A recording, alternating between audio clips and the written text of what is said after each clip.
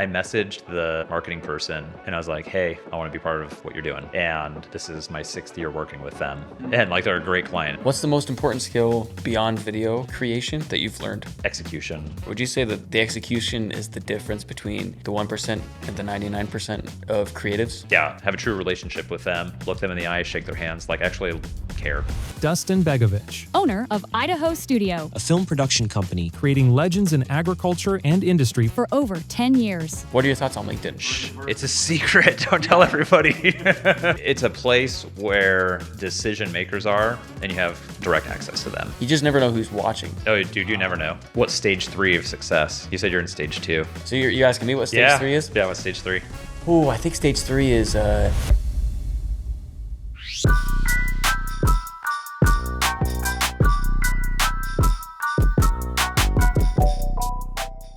What's one of your earliest memories of making something?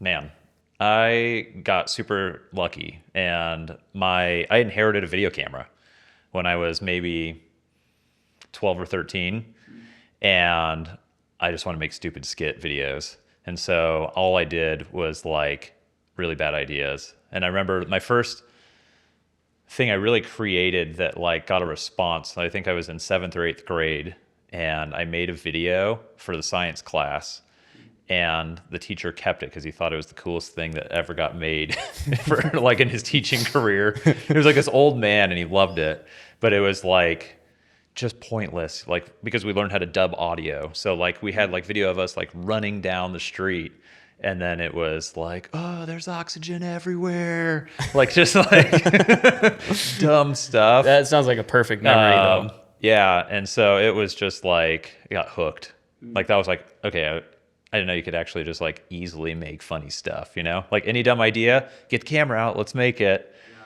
So yeah, no, it was all about just making goofy stuff. Yeah. And then just to put me into time, that was with 2 VCRs and VHS tapes, getting it off of a camera that was a high 8 camera. So there was a process involved in making it. So it was kind of like a magic trick. Everyone's like, how the heck is this guy making like produced videos? And it was like 2 VCRs, a camera. We had music coming from a CD player. Like it was, you had to get creative. There was no computer involved in making cool videos back in the day. Yeah, I was going to say, I remember my aunt made a video of my grandma's whole family. Like grandma and grandpa got married, had the 8 kids, had the 30 whatever grandkids. And this is in the 90s when she made this. And she needed a whole room full of equipment just to like pull it off a different whatever. I mean, it was pre me, you know, it's before my time. But I'm like, the ability that we have, like iMovie or edits or CapCut, I mean, it's crazy. Yeah. What was what was it about creativity that like drew you to that process? Or sorry, about making videos that drew you to that? Was it like it's the freedom. The freedom? Yeah. Cause like as a baby, like literally from a baby, like I just watched MTV music videos. Like I have pictures of me like sitting in a little car seat in front of the TV watching MTV. Like I grew up on MTV.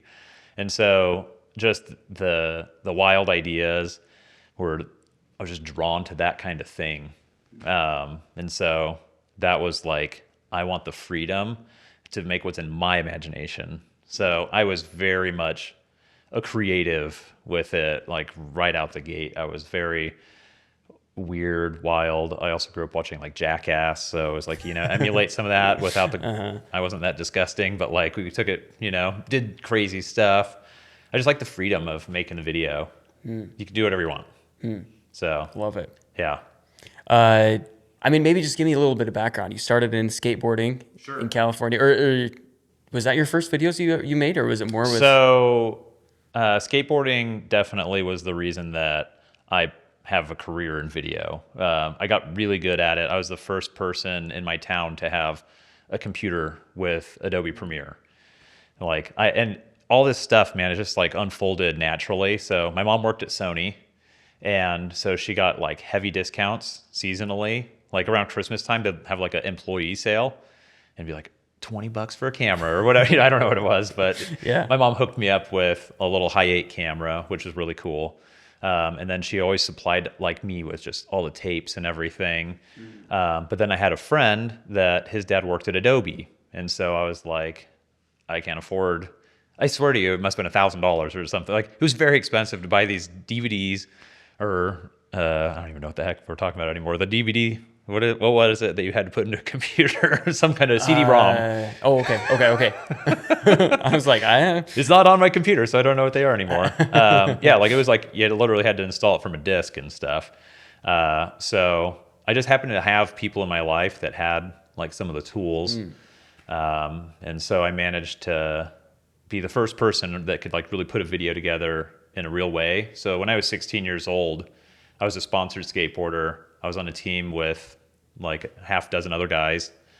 And we made a video. The owner of the company said, I would love if you guys made a video. I'll pay you to make it. I'm like, I don't know what that means. Like, I'm so in. And so at 16, I finished a video that we had edited the whole thing ourselves, like on the computer. And that was kind of a first, like, real go at it. And so that was kind of my crash course. Made a 30-minute video about skateboarding. And it was sold in stores. Like, you could go and it had a freaking label on it and you could buy it. It was crazy. So yeah, no, like that was a wild crash course into video making. that's awesome though. But yeah, and the other aspect of it was like I gained all of my work ethic from that, because when you're filming skateboarding, it is a 2-minute-ish video with one song, and it's just people every 5 seconds just slamming some kind of trick. But that one trick takes a whole day to get sometimes. I mean, like someone is just crashing and falling and really going at it.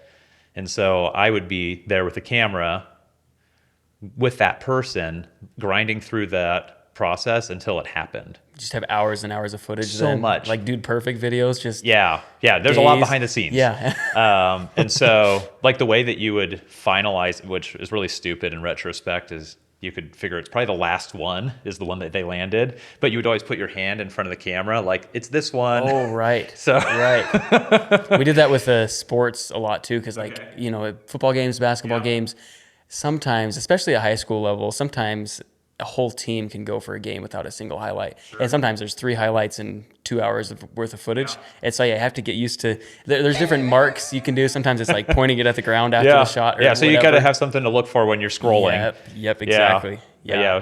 It was for skateboarding. It's literally just, it's the last one. So, so I think it's just for extra measure. Look for that hand. Yeah. That's just kind of my crash course into video making. Awesome. Yeah. When did you realize you wanted to make it more than just like a fun outlet? Like, oh, I do this with my friends. I make funny videos or cool videos, like cool skateboard tricks. Yeah. When was it like, oh yeah, I want to take this to the next, I mean, even a fraction of what you're doing now. When was that?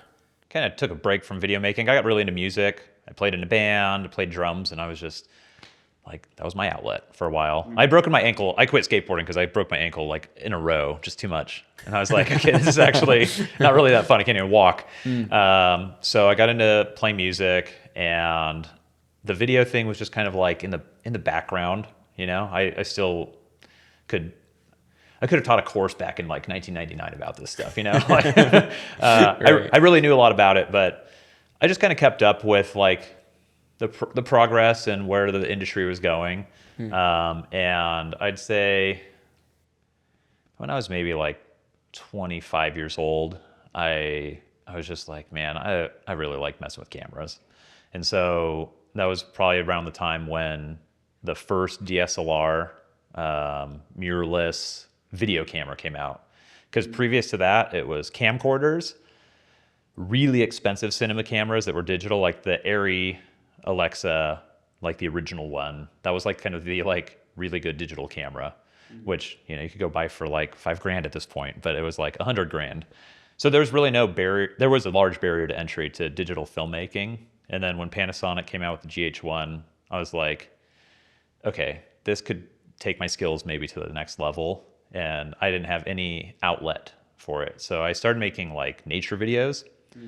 I lived by the ocean, so I made videos about, you know, like octopus walking out of the water and like just cool stuff that I'd see, and just like honing in my skills.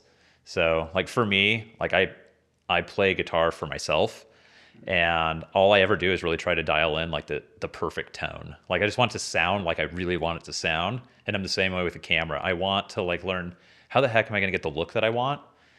And I spent so much time just trying to figure that out. Like I didn't want to go make a video until I had like the skill set that made it work the way I wanted to. So I'm not like an expert at coloring still even, but I was trying to figure out like, how do you actually make it look cinematic? Like if I got the right camera and this was before I ever discovered like an ND filter, like you're like a cinema person's best friend. Like I was just kind of dialing in all these skills, and someone randomly asked me if I'd make them a video for a preschool. And I was like, yeah, I don't know what that means. Like, I'll do it. I've never made a video for somebody. Like, you know, I made skateboarding videos and I've made nature videos for myself. And so someone like asked me to do it. And I did like my first interview with a couple different people, like superintendents from schools. And, you know, like at that point in my life, I'm like, wow, I'm interviewing professional people and I'm some skateboarder musician person or whatever. With a camera. Yeah, with some camera skills a little bit. And so I made it and it turned out cool. And I don't even remember if they paid me, but it was like my first kind of like experience in the workflow of like a request and getting to work on it and shoot on it and, you know, interact with people, and then edit it and get some types of revisions and kind of go through that whole process. That was the first time I ever did that. And it was like really intimidating because, you know, it's like, I don't know what this means. I didn't go to school for it. I don't know. There wasn't YouTube to be like, how the heck do you make videos professionally? Like I had gone to a course, I guess. It was called Hollywood Film Institute, and it was like a 2-day crash course into how do you make movies. So I think just like anyone in their young 20s, like, I'm going to make movies. Oh yeah, I got this script idea. It's so cool. I was totally, you know, that was on the back burner too, for sure, but not pulled the trigger on that. So go forward a couple years. I was selling a car that I had, and I wanted it like, I want to get every dollar I could out of it. So I called around and I reached out to a random place that had really cool looking pictures on their website of nice cars. And I was like, well, if they can make those cars look cool in like a really fancy community, I was like, they're probably gonna make my car look good too. And so I get on the phone and he's like, oh yeah, I could do that. It'll be like $2,500, $3,000 to like get your car looking good. And I'm like, what the heck is he talking about? And he's like, what do you do for a living? You know, like this guy deals with like high net worth individuals, and like I'm just like out of my element a lot. And I told him, I was like, oh, I make videos. Like, and I didn't really make videos. I wanted to make videos. Yeah. And he's like, oh, well, let's just do a trade. That'd be fine. And I was like, Make a video for him? yeah, like you'll wash my car and make it look insane, and I'll make a video for you. And so then I just kind of went into it and kind of did the fake it till you make it. Like I knew I had the skills to do it, but I was just like, I need a video made for this guy. Like, this is gonna be really cool. And he was really excited about how it turned out. But then the manufacturer of the products that he uses was like, dude, that's a cool video. Can we pay him a couple $1,000 to make one for us?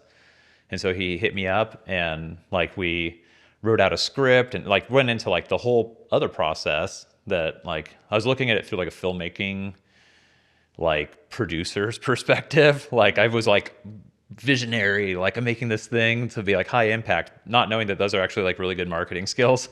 And so I ended up making a video, and I didn't know the amount they were going to pay me. And this company was in Florida. I'm in San Diego. I'm just like really removed from this whole getting paid process.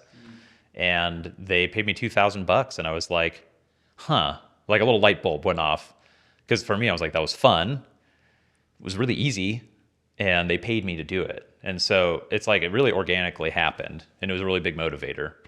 So yeah, it was like literally just like a high-end detailer product, like ceramic coating, which wasn't known at that time. So like this guy literally flew around the country detailing supercars and making like a great career for himself.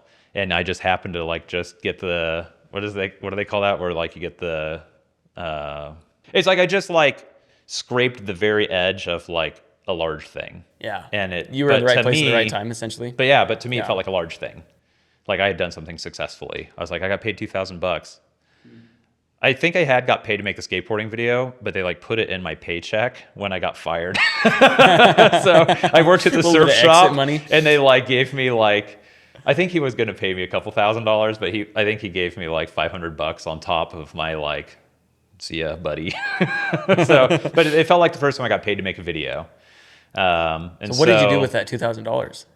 Was it like Man. just groceries and rent, or did Ate you use it to? Yeah, nothing fun. Yeah, nothing fun like another camera. I didn't reinvest it or anything. Oh, okay. I was just kind of, I was actually in the process of moving to Idaho, like right around the time this happened. I was going to ask you, why So- did you move to Idaho? Yeah. Of all places. So I got married, and I was just in love, and I'm like, dude, I want like a good life with this woman. Like, my wife Ashley is everything to me, and I was just like, San Diego's got so much freaking crime, and like I didn't know anything. I didn't have any kind of like I wasn't working anywhere that was like, that's my career. So we were just kind of tooling with the idea of moving. My father-in-law was retiring from law enforcement in a few years, and he's like, dude, cops just moved to Idaho. It's probably where we're going. We're like, all right, let's go check it out. Came here twice, and I was like, dude, this is my kind of place. I'm an outdoorsman, hunting, fishing, cool people. I was like, sign me up for this.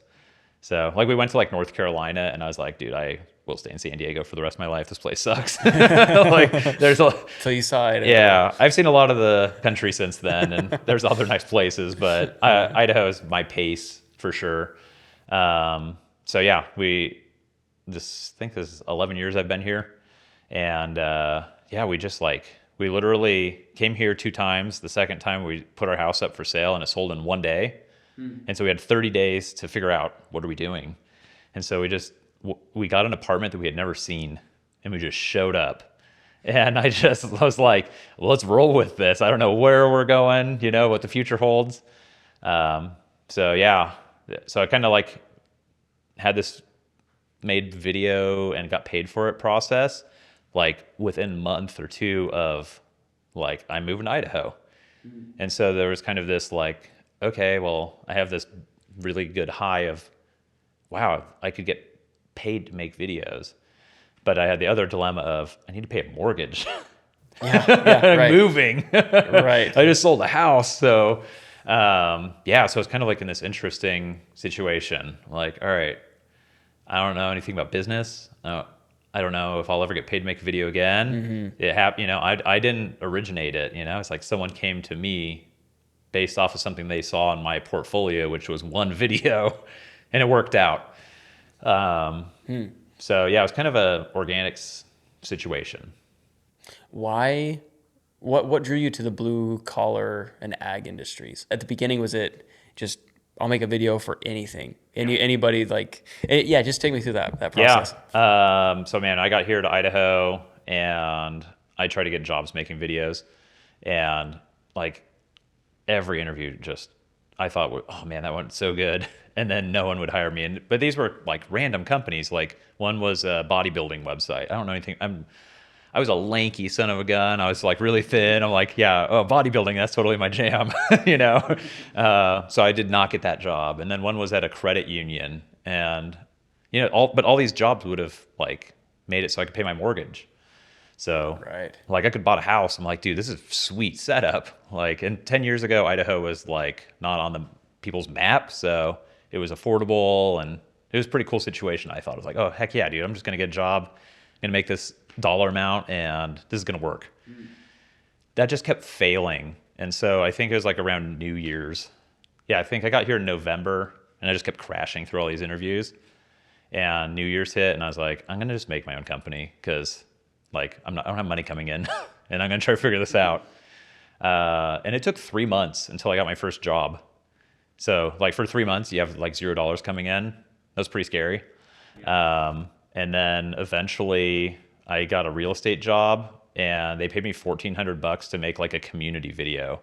And I was like, dude, I want to do this. Like this works. Like I got a paycheck. So that was like a big motivator. That was like my max that I was going to try to sell my video services for. So I was like, holy smokes, man, like people pay to make videos. How crazy is that? Right. And now we're going to take a break to hear from our sponsor of today's episode. No, I'm just kidding. So before I go on, when I was recording this podcast, I kind of screwed up the audio. And so for the next 30 minutes, the audio is going to sound a little weird. Had to use some AI and some different EQ and audio enhancement features to get the audio to sound even passable. While we were recording, I realized, oh shoot, the audio is not going. So then I eventually fixed it. And so the last 30 or 40 minutes of this episode sound great and they sound fine. But just this little middle section here for about 28, 29 minutes. Yeah, the audio is going to sound just a little bit different than my usual standard, but it's okay. We still got the content. Still a fantastic episode. So I'll get right back into it. Didn't know anything about sales.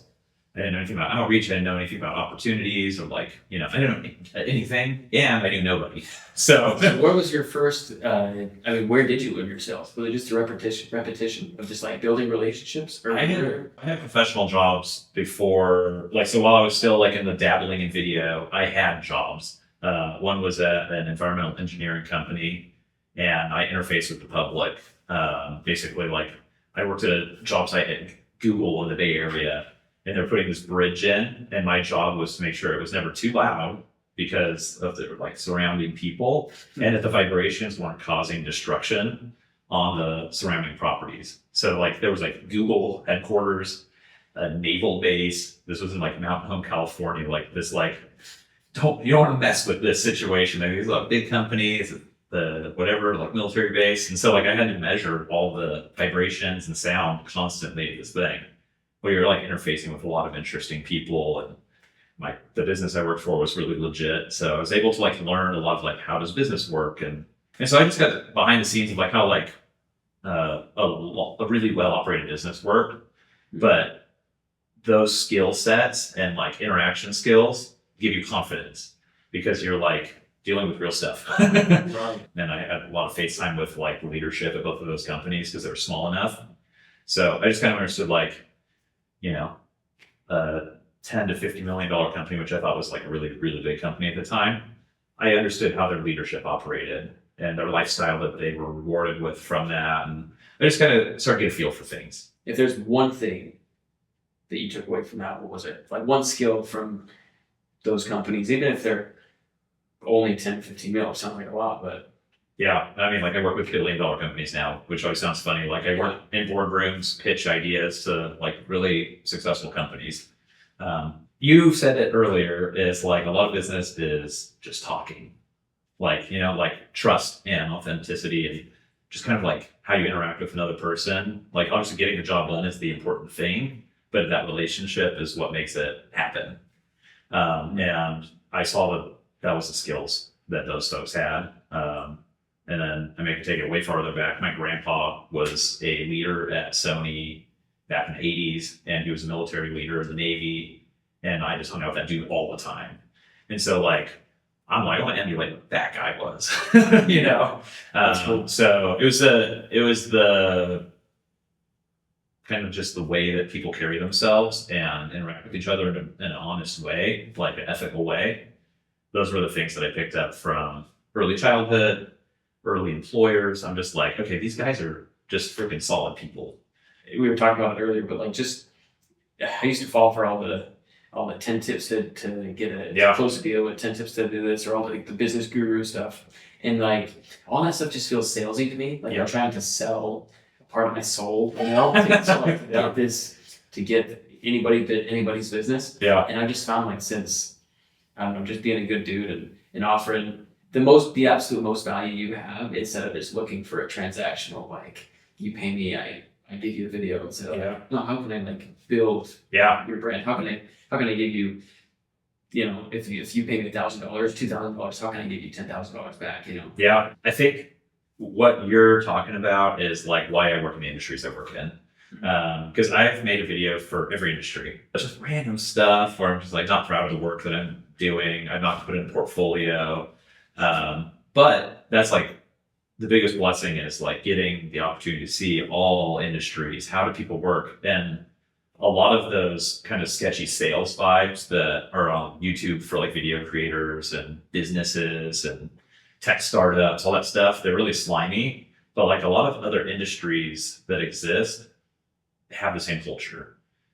So like I was determined to work with startups and the tech industry. And I did work with some pretty cool ones. I met some pretty neat people through that process, but there was nothing more tangible. There was like a lot of talking and a lot of like, ooh, yeah, like if you just like figure out how to do this, you can squeeze this much money out of people. And I was just like not into it. Oh my gosh, dang it, man. Just like do something good for the world.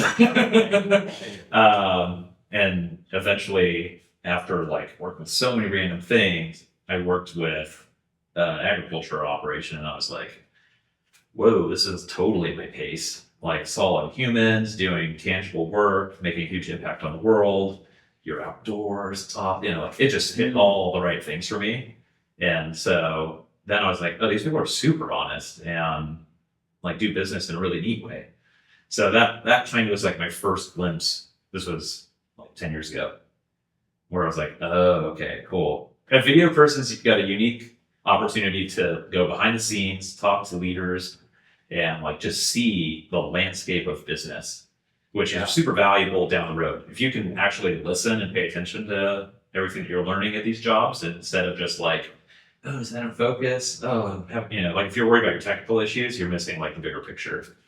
So, yeah. So I sometimes like people would kind of notice that I wouldn't have the camera focused, not like in focus, but like I wasn't even focused on my job because I was talking to them, trying to understand like how this video is going to be a tool for them.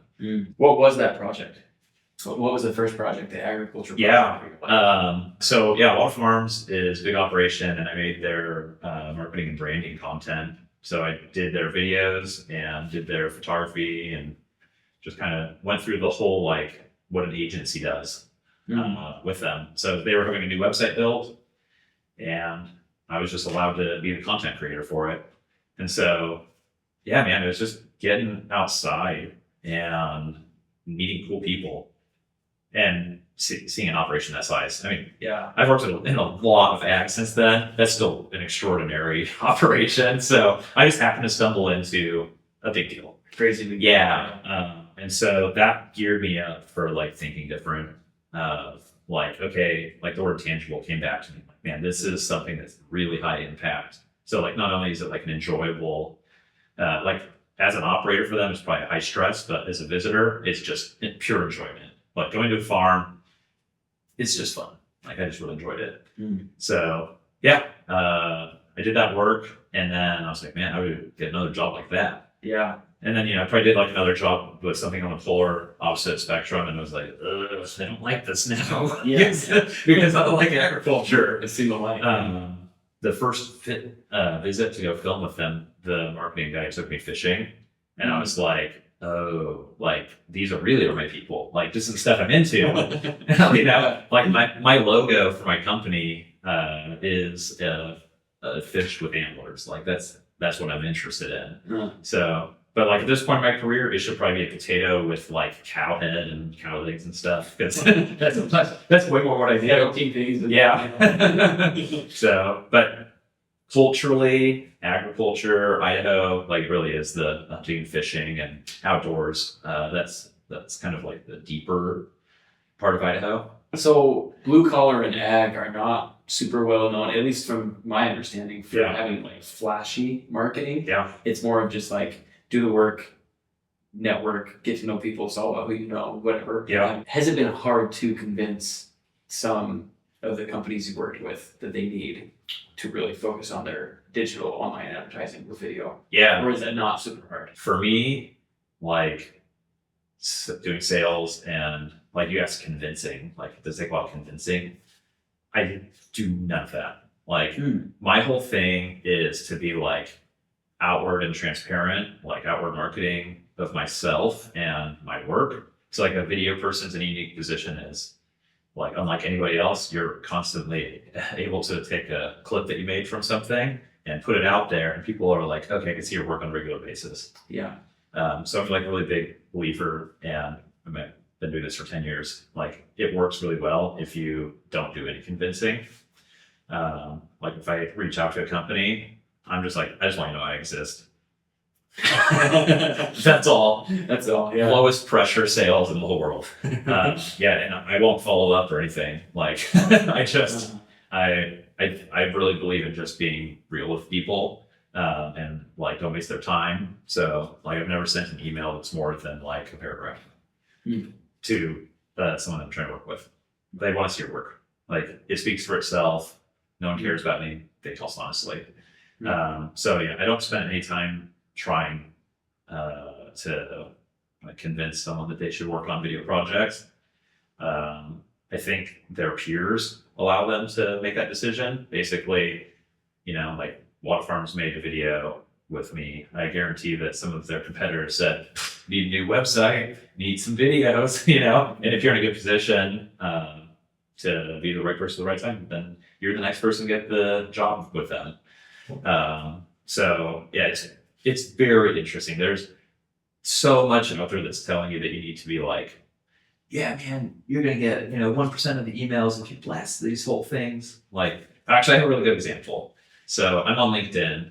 People are sending me automated emails from video agencies, and it's the dumbest thing in the world. So like one guy was here in Boise, and it was like, hey, I see you run a marketing company and we do videos. We would love to make videos for you. 2 minutes of research on LinkedIn. Dude, told him I'm like, you blew this so bad. So I told him, I'm like, you blew this so bad. Like, I'm a video company. Why are you trying to sell me videos? That's stupid. I was like, but I already knew it was automated because people aren't dumb, but automation is a little stupid. So it went to the wrong person, And so was it an AI email, or was it just like one of the copy paste blast emails? Probably both, honestly, because everyone's tinkering with AI. So it was probably a little bit of both. It was probably like something that like goes through your LinkedIn and knows like location. Okay, good. It's in the right proximity. Oh, whatever, it was something automated for sure.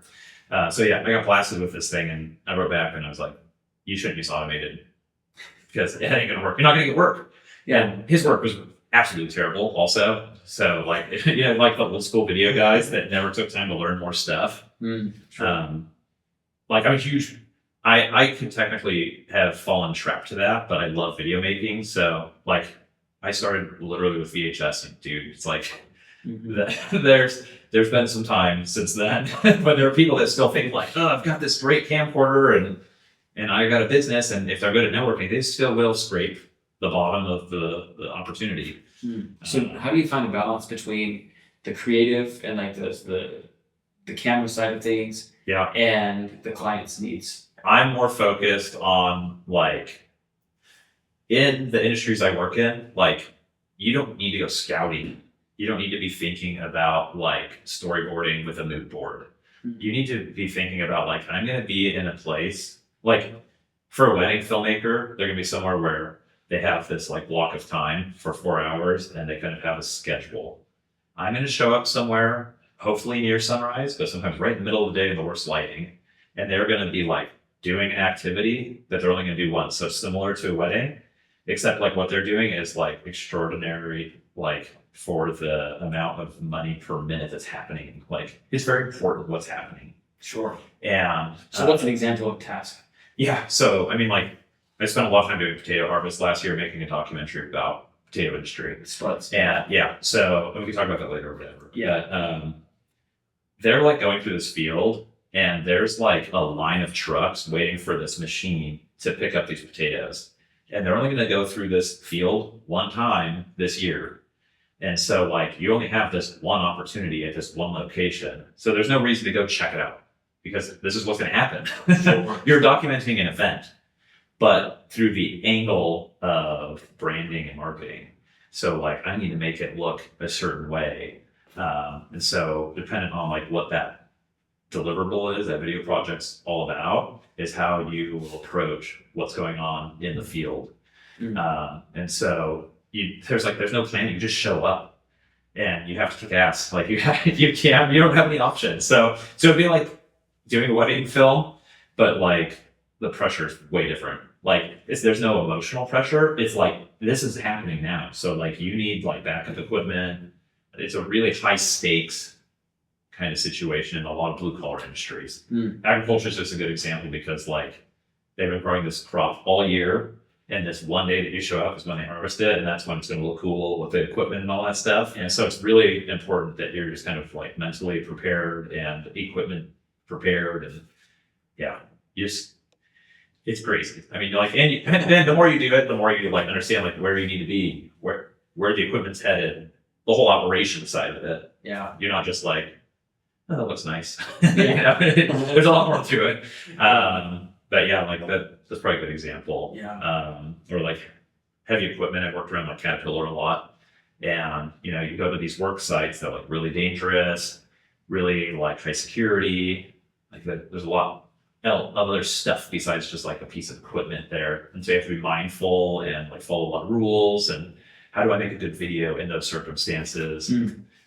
But everything lends itself visually because it's big and cool and dirty and whatever. It looks good in slow-mo. Like, you know, they're unique industries. Yeah. So I think specifically within creatives, I'm definitely more in phase 2 than phase 1, but I feel like there's two very defined phases that I've gone through. And phase 1 is just over obsessing about gear, maybe getting too much gear for a specific project, and not really, I hate to admit it, but not really listening to what people actually need, which is the deliverables, the return on investment.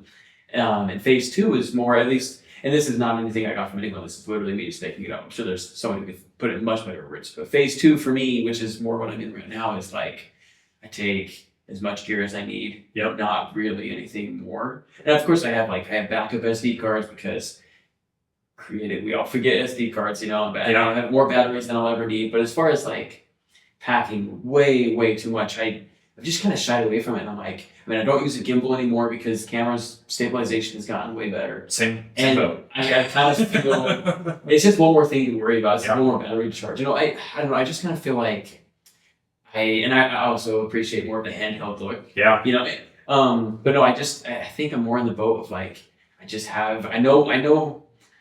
And I also didn't know this more when I was in the first kind of phase. It's like, I didn't know what it took to accomplish a job. And now I know what it takes to accomplish a job, and I can do it like, it's like the back of my hand. I don't even have to think about it. It's second nature. And so now I'm focusing more on whether it's for Farm Bureau, and now I'm focusing more on what their needs are when I'm making a project. So it gives me more creative control and less technical worry. And I'm just, every day is troubleshooting still, though, obviously. But anyways, it just kind of makes me more focused on like, what's the actual, who's the video going to, or podcast, social video, whatever it is. And how can I keep them there? How can I serve them? You know, how can I make the client or Farm Bureau, how can I make this video serve its purpose? So I think focusing less on the technical stuff actually gives me the ability to make better videos. But I don't know. It's more important that you go through each of those steps. Like, I think that everyone's dream is that there's step 3. It's like there's 3 steps. Like, everyone's like, I want to be making bank, man. I want to like I do all this cool stuff, you know, and like work with the best clients in the world, and everyone's heard of them. Everyone thinks that like that's just attainable out the gate. And if you have all those skill sets, sure. But like you really have to like go and put in some time to just like know like, how does a video shoot go, and how does it feel to mess up? And I've like not shown up with SD cards and panicked, and I'm far from freaking somewhere that has the SD card that doesn't even work with the camera, you know? Like everyone's been in this situation. Didn't charge my batteries the night before. You have to do all of that. Like there's no way that you can just like wake up and be like, oh man, I've just got this all figured out. I think there's a unique position for some people, like if they have the business skills, where they could hire creatives to do all of the stuff that have already learned all this, and they can scale super quick and be really successful with that.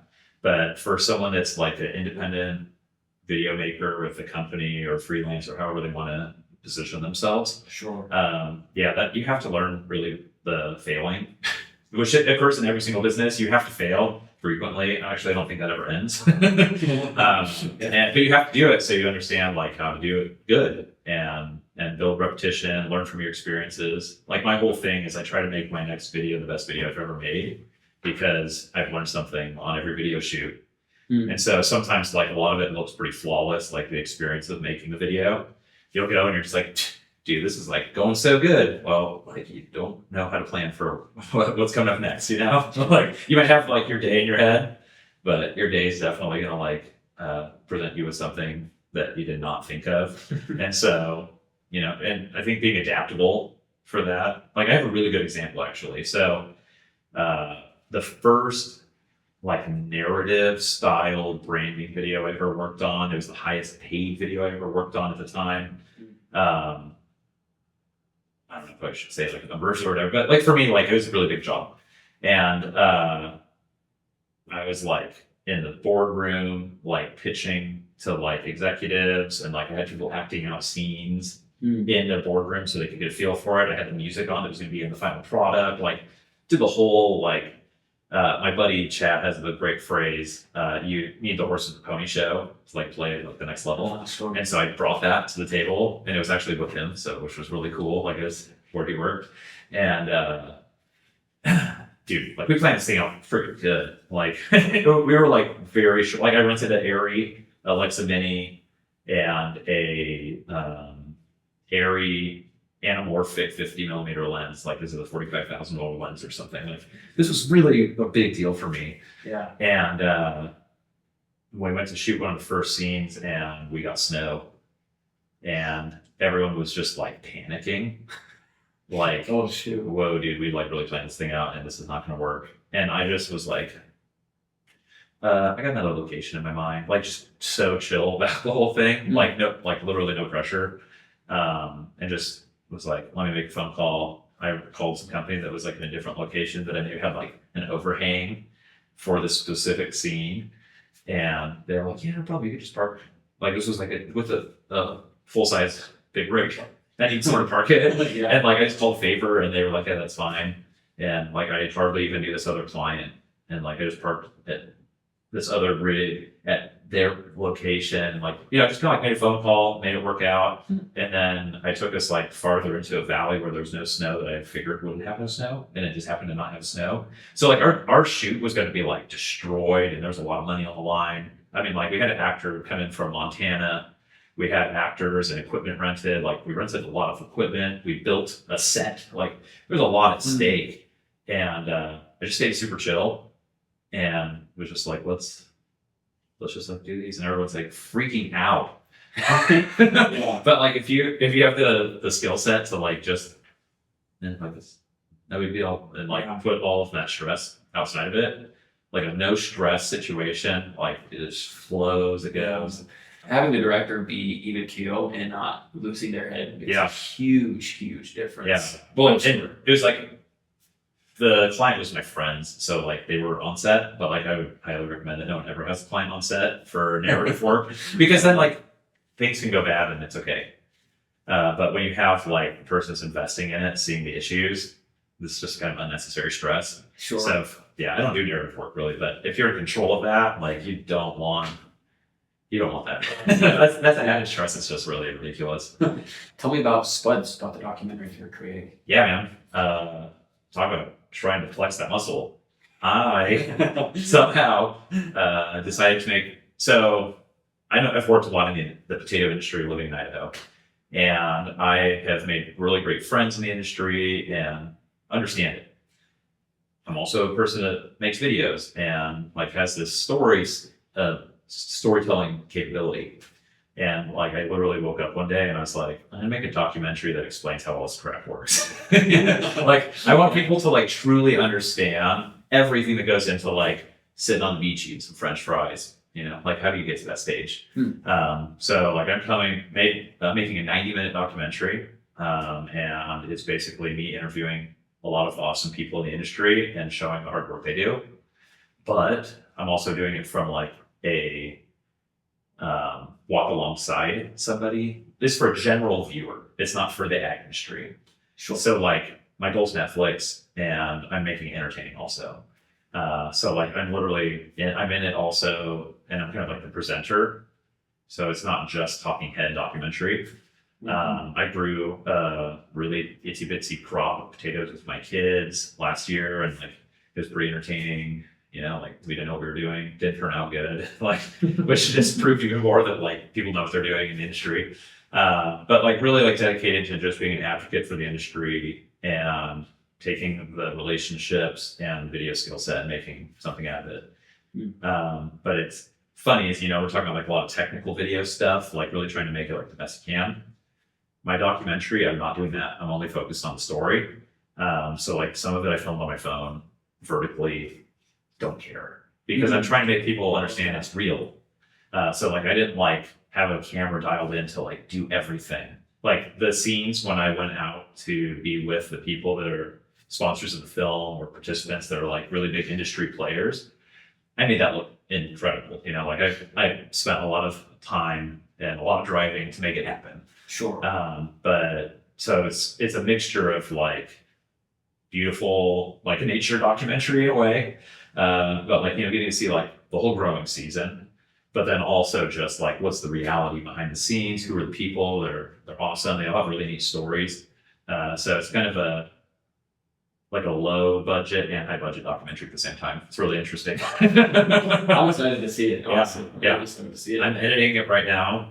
I have a final interview on Wednesday with a leader from one of the like national organizations to talk like high level about potatoes because I realized I was talking too much about it. So like I'm filming myself and I'm like, dude, I should get an expert on this. And the first investor in the film happens to be that person. So so it's like I should go interview him. But yeah, man, it's pretty cool. So it's just I've been doing this for 10 years.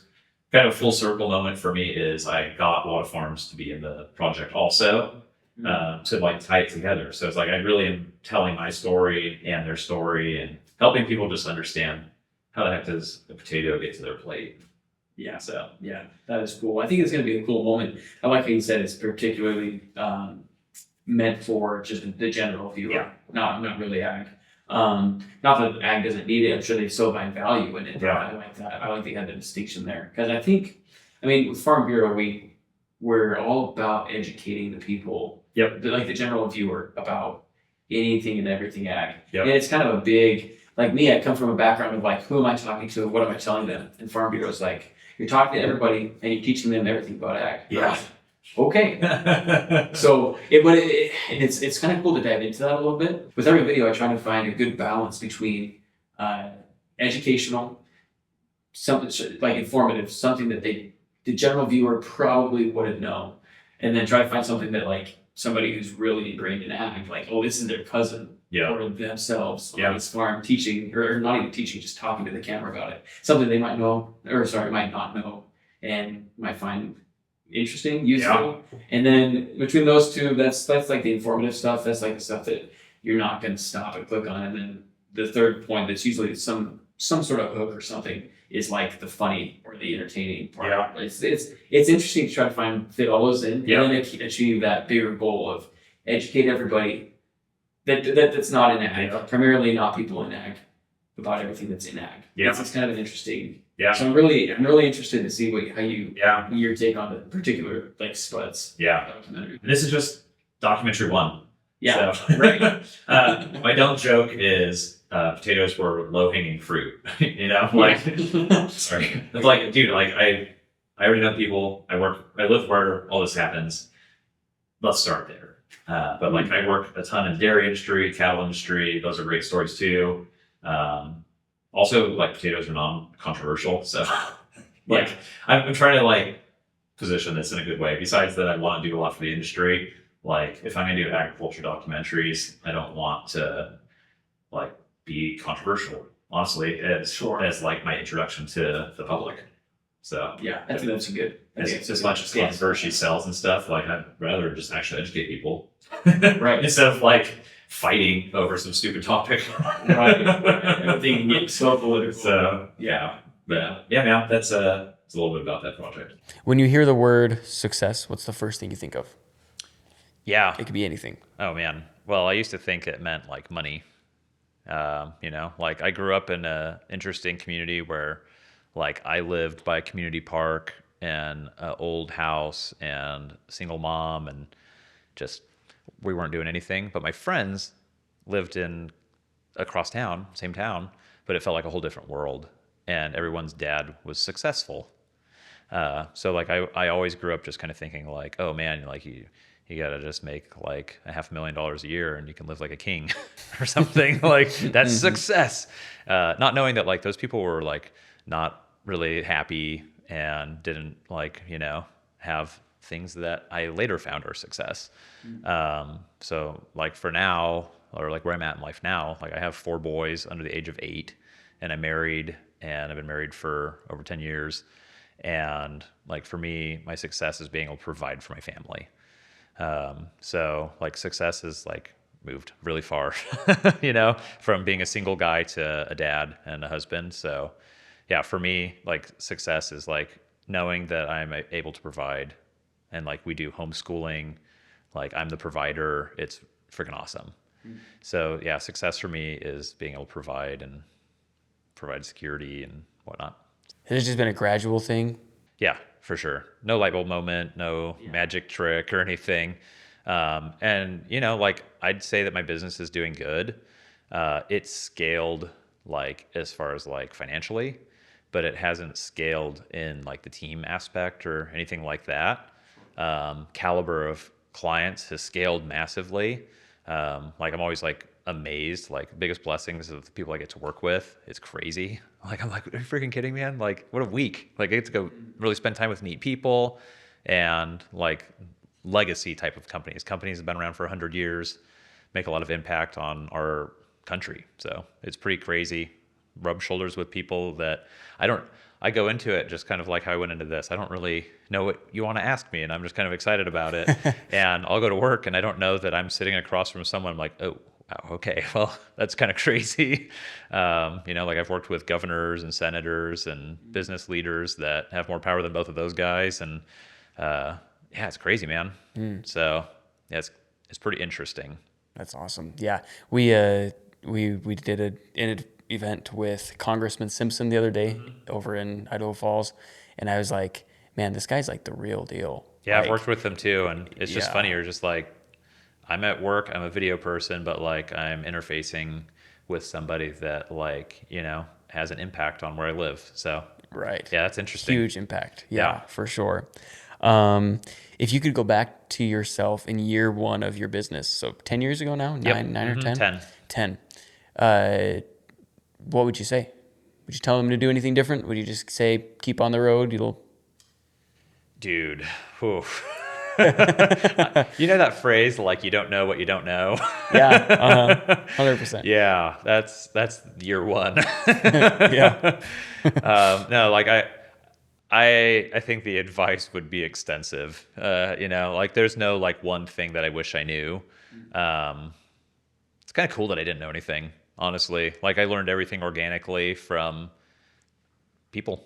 So yeah, no, I don't have any really stellar advice for where I was at in life, because I had to figure it out. Sure. Like making a business yourself is a really terrifying responsibility at first. I have one piece of advice that I learned in the first few years. I would get beyond stressed out when I couldn't find a client. Like if I didn't know where the next dollar was coming from, high stress, like unbearable, like freaking mental breakdown stress. But I ended up finding that not thinking about it, it was actually funky, man. It was like, I was like, why am I so stressed out about this? Like I'll just figure it out, and you just figure it out. It's kind of how it works. And one time I wasn't stressed about it, like at some, lower moment in starting the business. And then like all of a sudden stuff started working, but I wasn't concerned with it. And I was like, what's that? That's interesting. And probably any service business, like they've got your ups and downs, and there's solutions to that, but you don't know that stuff when you start. So like you're just chasing the next check. So truly living paycheck to paycheck, like not so much like paycheck to paycheck as in like overspending from income on a salary or something like that. Like that's where I think just about everyone's at anyways. But if you don't know where that next dollar is coming from, it's a little bit different. There's just that extra layer of stress. Like if you have a job, you know where your next paycheck's coming from. If you have your own business and it's a service providing business, especially a creative one, you literally don't know. And so, yeah, that could be a dangerous place. And that's usually what wreaks havoc on like the mental state of creatives on the video or on the business side of creativity. It's pretty rough. But yeah, it was weird, man. I just kind of stopped worrying about it and things started to fall in place. So not stressing about the money actually helps the flow of money coming in. Yeah. I'm a Christian and I think that I could go on and on about it, but we'll save that for another day. Yeah. Yeah. Have you ever hit a milestone where you thought you'd be like that? Like at one point, that milestone was just, if you've hit that, you've made it. And then you hit that and you're like, oh, that's not it. Like, where it's just life is the same, but now I've just hit a milestone. You know? Yeah, for sure. So I had like a really defined thing in my brain. So when I moved to Idaho and I wanted to buy a house after owning a house for a couple of years, I was like, how much money do I have to make to do that? Like a math equation. And it was just $20 an hour. I was like, dude, if I could someday make $20 an hour, I could live somewhere. That's my goal. And so like, I think it took 2 years to equal, like getting jobs equal out over the year was probably about $20 an hour. And I was like, dude, I'm doing what I want to do, but I reached that financial goal. And so that was like the first little barrier where I was like, holy crap, man, like that's crazy. Like, I can't believe that. And then like, I kind of had an idea of what my mom and dad made in their careers. My dad was a mail carrier for USPS for 20 something years. And my mom worked for Sony for probably the same amount of time, like they really committed to where they worked. And I was like, okay, I kind of know what they make per year. And then like, I made that 1 year making videos and I was like, that's crazy. And then like the next year I made as much as both of them combined. And I was like, what are you talking about? You can make money doing this stuff? Like, that's crazy. So yeah, that was like, there's financial landmarks for me. Like, they were really defining moments where I was like, dude, I just like can't believe that's possible. Yeah. So yeah, those were like the career path, like business development things where I hit those and I'm like, dude, my first job I just thought someone would just give me money. I didn't even know what that meant. So, like definitely come from like really low standards. I'm not like, oh man, yeah, I'm going to make like, $100,000 per month. And, like you see the influencers online and they like talk this big game. I'm like, that's super cool. And there are tools to get there. And there's strategies that these people are telling you about that are legit. And the difference between them and you is they do it and you haven't. And it's all real. But yeah, just like, to me, I'm like a small business owner that comes from like a super humble perspective of like small goals. And I'm trying to just Love that. continue making them better each year. Yeah. Yeah. Has there been a hard mindset shift that you've had to make in the last 10 years of doing the video production company? Yeah. I mean, I'd say that the mindset is like a lot more serving oriented. Like I've got a lot more skills than just making videos that you build over the years. And so, I mean, like I can kind of do anything that a marketing agency does, like, well, but I really like kind of just being really good at what I can do for them with the video. My mindset is definitely more like advocacy. Like, this whole documentary thing is a good example of it, but it's like I can serve people with what I'm doing and like actually help them and raise my voice when I think their ideas aren't going to help them, and kind of have a little bit more leadership in it. And they can trust that because I've been doing it long enough. Like, I've seen what other successful organizations have benefited from, and that's beneficial to everybody that I work with. So my mindset is a little bit more like walking alongside the leadership at these businesses, and not so much like taking orders or like learning as much. Like, now I'm a part of it, basically. So like my mindset has shifted from like, holy cow, like someone pay you any amount of money to make video, that's the craziest thing ever, and let's not blow it. And then I went to like, let's do a better job at it each time we do it, and And now I'm kind of at the point where I'm very confident that I can deliver on something that will benefit specifically what I do in industries. So like B2B branding and marketing, I can make high impact for them, that their audience that I understand can benefit from. Like, I just kind of live in a little tiny world that most people don't know exists. Yeah. You've got your corner of the universe though that you serve, and you serve well. So I guess a piece of advice, not so much for my young self, but for literally anybody, is like, you'll hear it everywhere on the internet, but like if you niche, whatever you want to call it, if you pick a niche, you're going to freaking own it. Like, but don't pick one because of the financial rewards. Pick it because that's what you're good at and care about. And yeah, because then it's good for your mental health too. Like I seriously think that like creatives are running on their stinking emotions. And if you are not dialed into something you care about and you hate what you're doing while you're doing the thing you like, it's just all messy, you know? So like I did a lot of projects where I was like, this sucks. yeah. But I like Everyone's making been through videos. it. Yeah. So I think my goal is to just stay in my lane, like stay in my industries that I really enjoy serving, and Sure. just live in that space is a good place to be. So What's the most important skill beyond video creation that you've learned? execution on ideas. Like there's a billion ideas. Creatives have a lot of ideas. I have a lot of business ideas, but like actually doing it is the number one skill. Just actually doing it. Just actually Yeah. following through with it. Yeah, that's the hardest thing Yeah, too. that's the hardest thing there is. But that's literally the difference between like success and, well, that's the difference. You asked me what success is. Shoot, man. Yeah. Success is also just doing it, like just doing the work and fulfilling. Like that's my biggest weakness is I have ideas that are like, I feel like I shouldn't say feel like, after doing lots of research are really smart decisions to do. But then it's like, okay, cool, do it. That's the hard part. You know, like because that's a whole can of worms. Like that means like get super organized and like be like pushing your priorities. And like for me, Sure. it's like my family, my health, and then, okay, where am I? Like, you know, Idaho Studio, dude, that's where I'm at. Like my job is this. So those other things are beneath it, but like, how do I parallel them and like have other priorities that are equally being productive and getting a lot of work done and I'm benefiting from them? That's hard.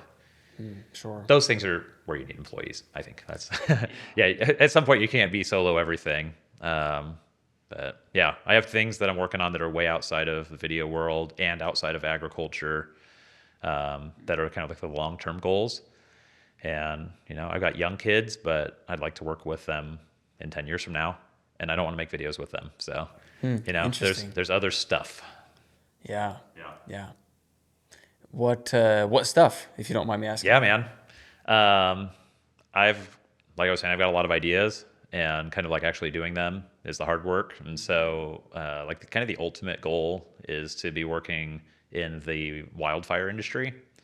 And I have no experience in that. But as I've learned, like that doesn't matter at all. I've met a lot of people I work with didn't do that thing they do. You know, it's something that right. they have a unique perspective on and are passionate about. So I've been for the last year building like prototypes, technology that is totally different than what people do on Earth, not just like in this area or something. Like it's like a different way of doing stuff. So like for me, I need a job that is very exciting to me, that has high impact. I see opportunities in agriculture for like, honestly, just like connecting with consumers and creating an ecosystem where like I have like restaurant ideas, basically like things that take like food and go through the supply chain in a way that like is something that people want to buy. They're really unique businesses, whatever. Like I really care about agriculture, but like I find that if I could be playing with drones, protecting communities, working with my family, like I have kind of like scraped out this little thing I want to do. So that's kind of like the shifting gears moment that's coming up like in the next 5 years or so, like where I need to have that functioning. But I've got other technology companies, academies, all kinds of stuff that I'm working on. So a lot of stuff basically, I'm trying to totally vertically integrate my video business into like, if I'm making a video, it also happens to be for business that I own. And that is something that like I want to just be able to build out in different directions for different industries. So that's a pretty unique situation. But yeah, lots of different stuff, dude. Too many ideas, but like actually executing on one, I think it's the firefighting stuff that I'm pretty passionate about. Would you say that's the difference, the execution part? Would you say that the execution is the difference between the 1% and the 99% of creatives? Yeah. Or would you say there's something else that makes up that difference? It's doing it, like executing on it, being completely transparent. Like all the most successful teams I've worked with, like they really talk it out and like they're really transparent with each other and are ethical. So if you're a video maker, you need to be like really on their side on that kind of stuff. Like have a true relationship with them, look them in the eyes, shake their hands, like actually care. I always say like all my projects start with a handshake and eye contact because like obviously I want it on paper too, like a contract or whatever. But like I'm pretty damn genuine and wanting to just like work with somebody, be part of their story and do all that kind of stuff. If you weren't running a video agency, what would you be doing? Would it be this next step thing? No, or would totally it be different. Totally different? Yeah. This table we're sitting at, dude, I made it. If this Awesome. could pay the bills, I'm not even good at it, but you know, but I like it a lot. So like, this is an example of like something I would probably do is, build furniture, but like I would probably do it from a creative perspective. So like, I'd probably fell the tree myself and I would probably create a video about that process. And like have a story about the thing that I'm delivering to people. So it'd be like an experiential piece of furniture. So yeah, like I've overthought this a million times. I'm like, how could I make that pay the bills too? Because I love it. Yeah. So like things that are tangible, I'm super into. Like I always say, like if I could like sink a nail into it, I'm into it. Like it's real stuff. I really like it. I like getting my hands dirty, making something. It's a deliverable, you know, like I would love to go and install something I made to another person. Landscaping, like freaking love working outside, but none of these things, like I see businesses all the time where I'm like, dude, I would do that all day. Like even just like tree removal, like go climb up in a tree with a chainsaw and go cut it down. I would do that all day, but like, that's literally not gonna pay my bills. Like I'm gonna be up there with like 4 dudes that are all gonna be smoking cigarettes and we're gonna just be like, this sucks. This is fun, but like we're not getting anything out of it. So there's probably like some tree removal company guy who's like, you don't even know my business. I'm killing it. Yeah.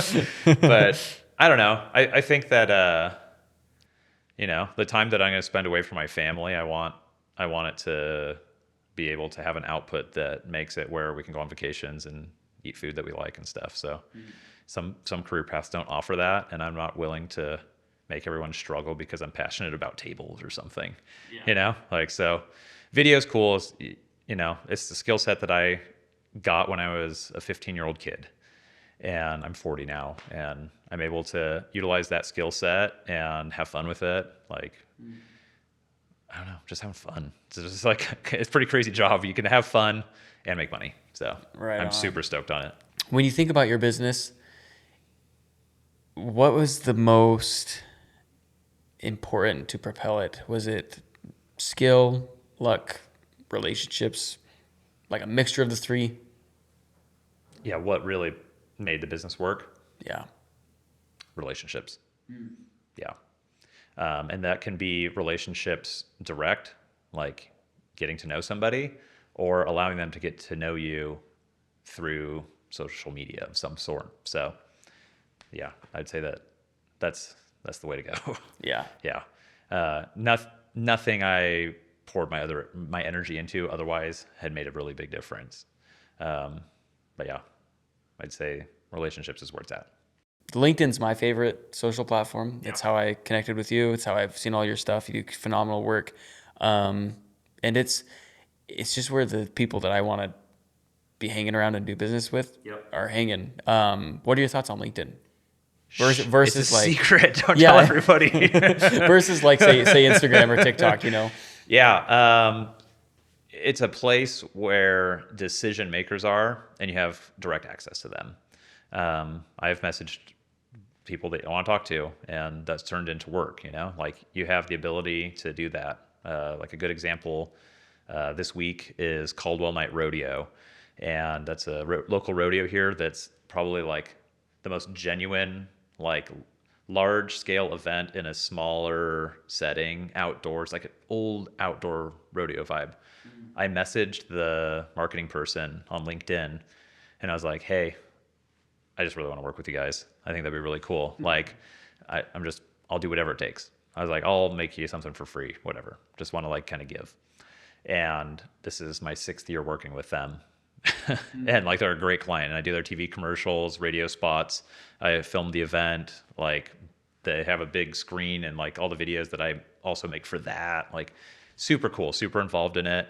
But like, that came from just like, hey, what's up? I want to be part of what you're doing. And so like LinkedIn, you just have access to people. And so that's like literally the only reason I have a career.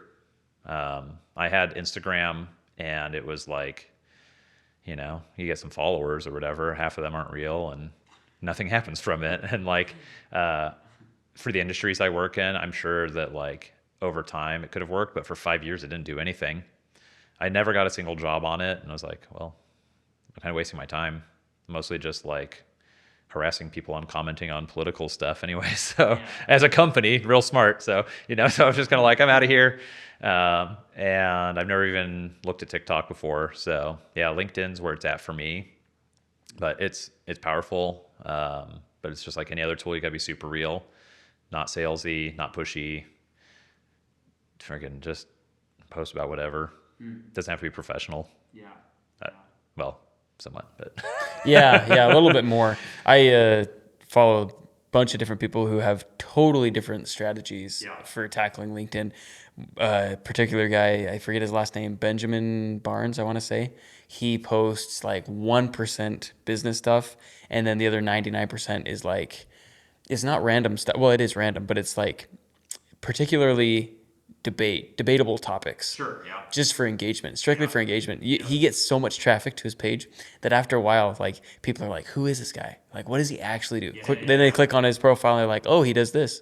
Like, it's an interesting way. Then I have a couple other guys that are like sort of like in between. They post like 50%. Here's my portfolio projects. What went into doing this piece? What went into that?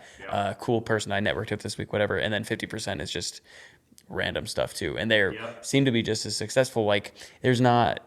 I find that one of the most funnest platforms to create content for, because you can put a video on there, a photo, or you can have just written content. And that's sort of the same thing with Facebook, but Facebook is mainly aunts and grandmas that are liking stuff. Nothing. I love all my people from my local community, but like mostly people from my tiny town that I grew up in are liking my Facebook posts, not people that are actually targeting. You know what I mean? So LinkedIn happens to be people that I'm targeting that I can create that kind of content for. Anyways, kind of interesting. So yeah, no, it's cool. And the sales process for a video company specifically, honestly, a lot of B2B, it's like a 1 to 2 year like decision make. They'll find you, and then like in a year or two, they might get budget to work with you. So it's not an overnight success. So that's kind of another thing too. If you're working B2B, it's a long haul, and just be comfortable with it. And for me, like I'm always shocked. I think I had one that was like 8 years, dude. I met someone 8 years ago. They hired me to do something. I was like, this is the coolest thing ever. Like, I can't believe you thought of me. But other people, like you're saying, like someone has their own strategy. I think that it's just the execution of doing it and not automating it.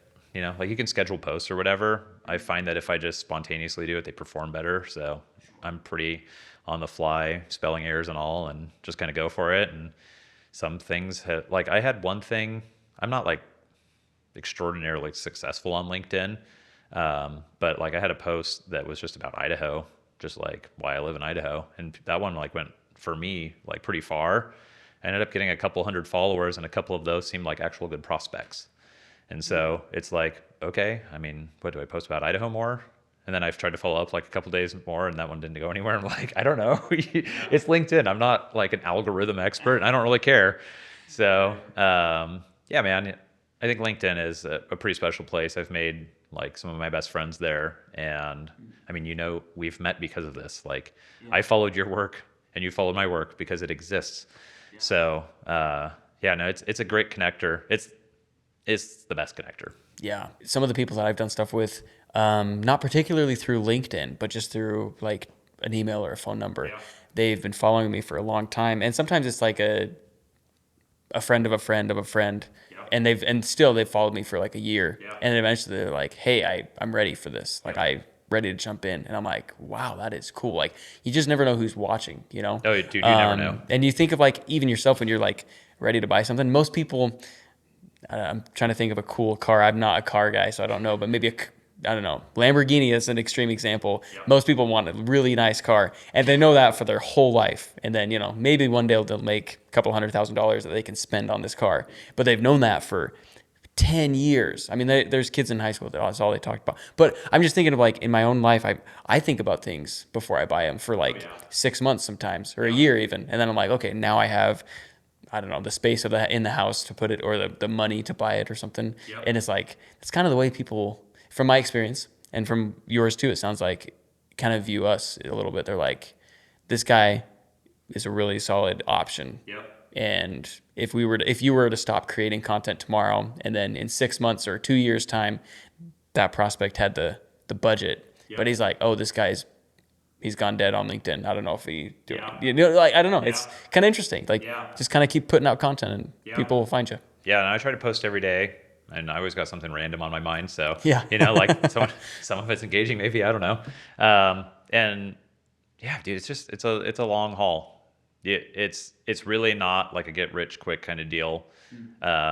If you can really like have good systems and a niche that is underserved and not saturated, and you're smart and you got a lot of energy, it probably is a get rich quick, honestly. Like, you could really do great. Like, get a calculator out and you're like, how much do I charge for my services? How many people do I need? It adds up. But like, whatever, like that's not the success of it. That's not the long-term thing. The long haul is like, for me, I like stability in the business. Like, I don't like the roller coaster, which still happens. Like, it's the dumbest thing in the world. Like, you'll go through the year and you'll be like, seems like it did fine, but what was the rough patch for? Like, well, it's because sometimes people have like net 30 payments, and that sucks. And then, to anybody that does that, please stop. And then, it's like, you're like this like little tiny business, and they're just like, oh, well, everyone else seems to be able to afford not paying you. And then they all pay at once, and you're like, oh yeah, let's go have dinner somewhere good. And yeah, it's pretty silly, but yeah, man, it's just a long haul. So yeah, using tools like LinkedIn or wherever you can kind of just be on someone's radar is like the best place to be. But don't expect anything, like, it's just kind of a lot of traditional or like startup culture that I was around a lot 10 years ago was like, you have to give first. I'm like, well, you can't freaking do everything for free.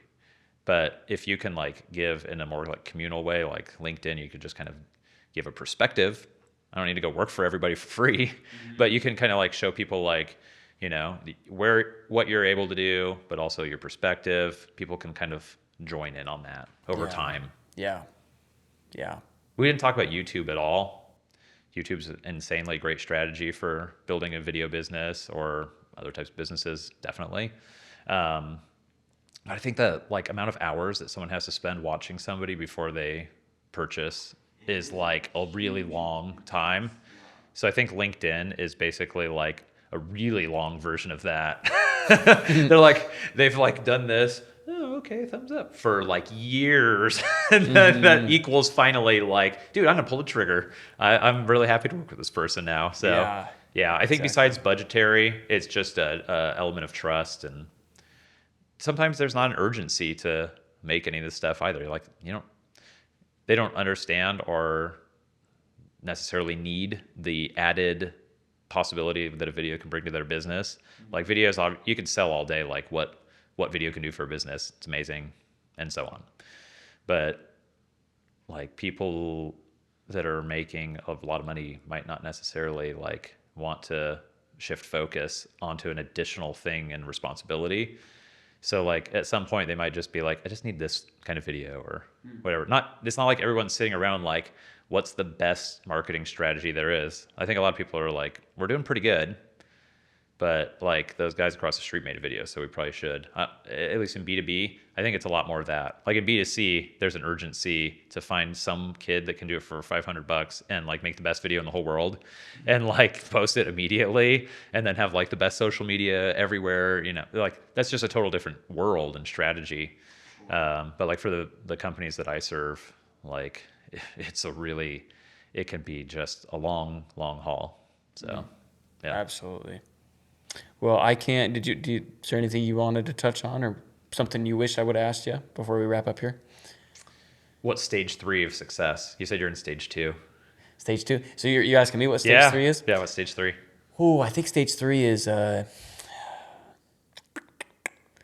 Honestly, I think stage 3 is just getting to more of a sustainable part. Right now, I'm spending a lot of time getting my systems down. You know, I think stage 3 is having a lot of the systems down and really, I don't know what better word to use, systemized process to having everything, you know, go through, getting everything figured out on the, I don't know all the actual terminology, but like the customer acquisition costs, how much outreach or all that stuff to get something. And then as far as like onboarding, all those tiny little systems buttoned up. And then as far as like the actual production, post-production, distribution, I think right now, and I'm sure in a year from now I'll be like, that was a stupid answer, I should have thought of something better. But well, that's kind of the learning part, dude. Yeah, right. Maybe I'll have to ask myself that every month or every year. But no, I think right now it just is getting everything more sustainable, because I know there's some weeks where the amount of time I pour into it is like not something I want to do when I have like,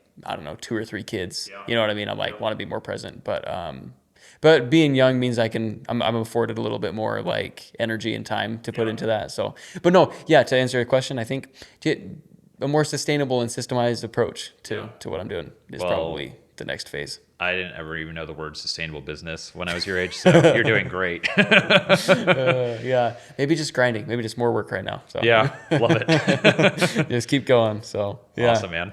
I'm sure there'll be more phases. I'm sure like in 10 years now, I'm sure I'll be like, phase 2, really? Like you're on phase 7 right now, you know? Like, but dude, like next year, I'm gonna be like, crap, I'm still in stage 1. I didn't even know. Yeah, me too. I'm sure I'll go backwards. I was doing good. Yeah, I'm sure there's a lot of this too in the growth, you know? Oh my gosh, yeah. Yeah, no, it's not that up and to the right graph that you can get sold on, man. That everyone gets sold on, yeah. It's rough. Yeah. For most people. But yeah. Right on, dude. Yeah, I love it. Well, thanks for letting me come and have you on. Heck yeah, man. Thank you. It's been fun. Yeah. Appreciate it.